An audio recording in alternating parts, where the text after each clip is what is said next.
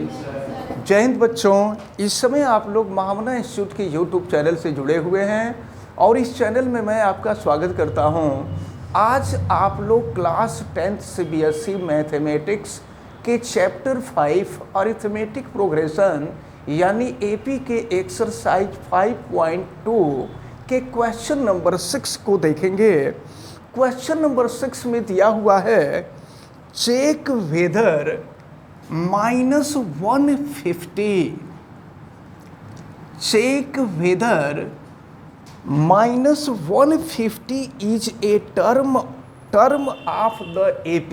ये जो AP है AP 11, 8, 5, 2 एंड सो ऑन दिया है, तो इस AP का कोई टर्म -150 होगा कि नहीं होगा ये आपको चेक करके बताना है। तो इसके लिए हम करेंगे क्या, हम सपोज कर लेंगे कि इस AP का nth टर्म -150 है और अगर n की वैल्यू इंटीजर के फॉर्म में आ रही है तो हम कह देंगे कि इस AP का टर्म -150 होगा, और अगर नहीं आ रहा है तो हम कह देंगे कि -150 इस AP का टर्म नहीं होगा। तो चलिए हम लोग क्वेश्चन को सॉल्व करने जा रहे हैं।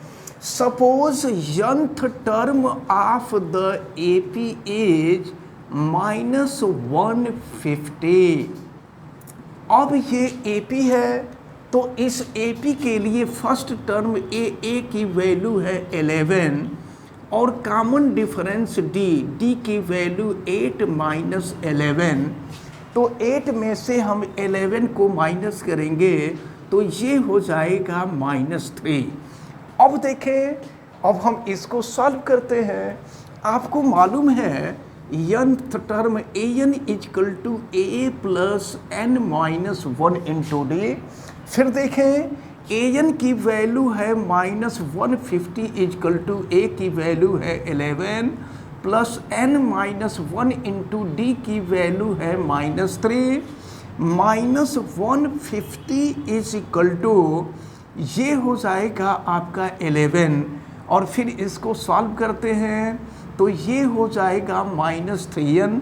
-3 का मल्टीप्लाई कर दे रहे हैं, -3n हो गया और प्लस हो गया 3। अब देखें फिर क्या मिलेगा, -150 = 11 + 3 14 हो जाएगा और माइनस हो गया 3n।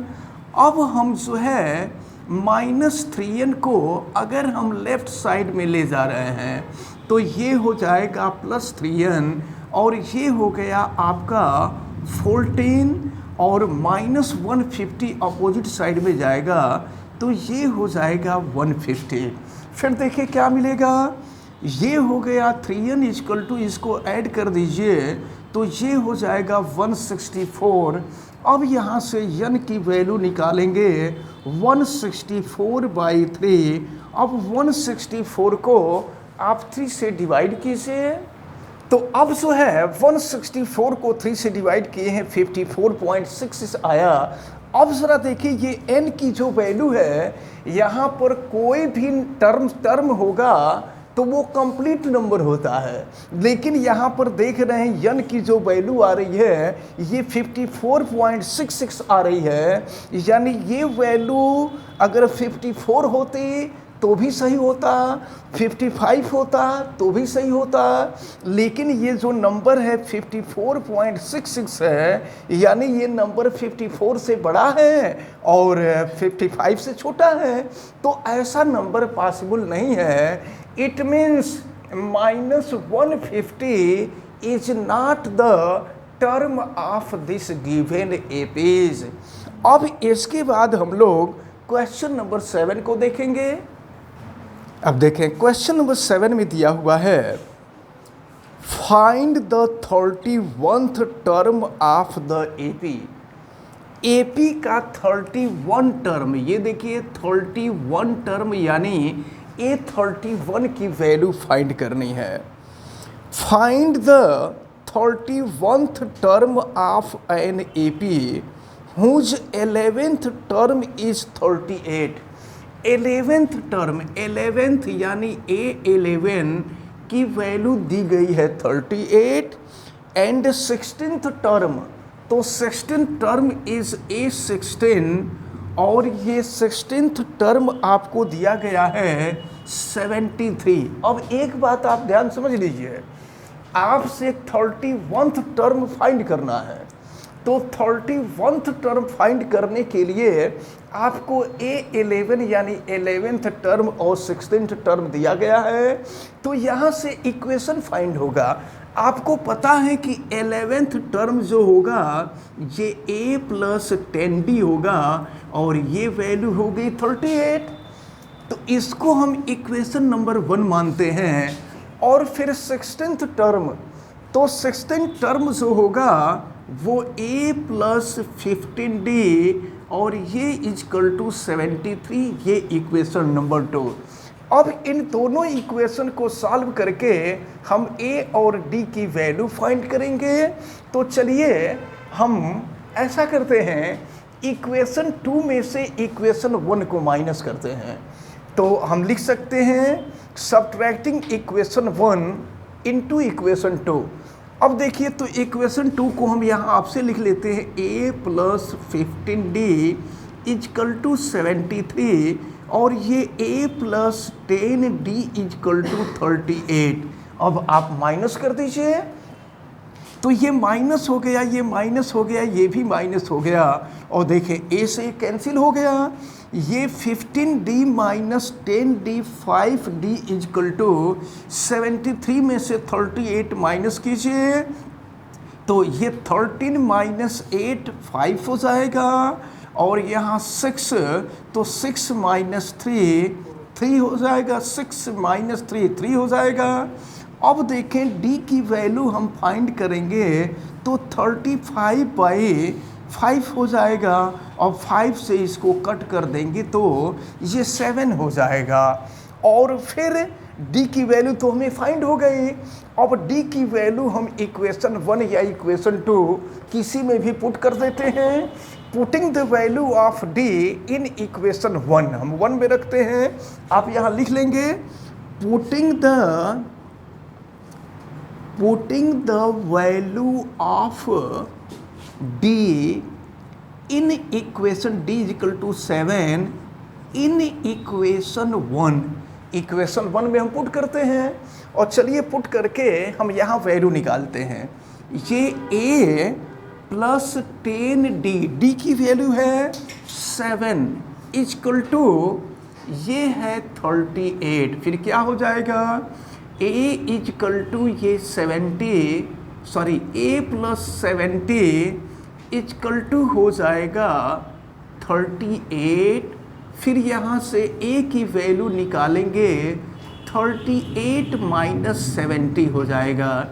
तो अब जो है 38 में से 70 माइनस करें तो फिर क्या मिलेगा, ये 32 हो जाएगा, माइनस 32, ये हो जाएगा माइनस 32। तो A की वैल्यू आपको फाइंड हो गई। तो आपको 31th, अब देखिए जब फर्स्ट टर्म आपको मिल गया और कॉमन डिफरेंस आपको मिल गया, तो अब आपको 31th टर्म फाइंड करना है। तो फार्मूला आपको मालूम ही है, an equal to A plus n minus 1 into D। 31th term find करना है तो A31 इजकल टू A की वैल्यू माइनस 32 और प्लस ये 31 माइनस 1 और वैल्यू ऑफ D इज 7। फिर ये हो जाएगा A31 इजकल टू माइनस 32 और प्लस ये हो जाएगा 30 इंटू 7। फिर ये A31 इजकल टू माइनस 32 और प्लस हो जाएगा 210 और फिर इसको माइनस कीजिए और माइनस कीजिए 210 में से 31, फिर देखते हैं। तो अब जो है ये A31 यानी 13th टर्म जो है 178 आया, यही आपका आंसर हुआ, ये आपसे पूछा जा रहा था। इसके बाद हम लोग क्वेश्चन नंबर 8 देखते हैं। चलिए अब हम देखते हैं क्वेश्चन नंबर 8। क्वेश्चन नंबर 8 दिया हुआ है an AP consists of 50 terms. कोई एपी है जिसमें नंबर ऑफ टर्म दिया हुआ है 50, तो नंबर ऑफ टर्म यानी n की वैल्यू आपको दी गई है 50।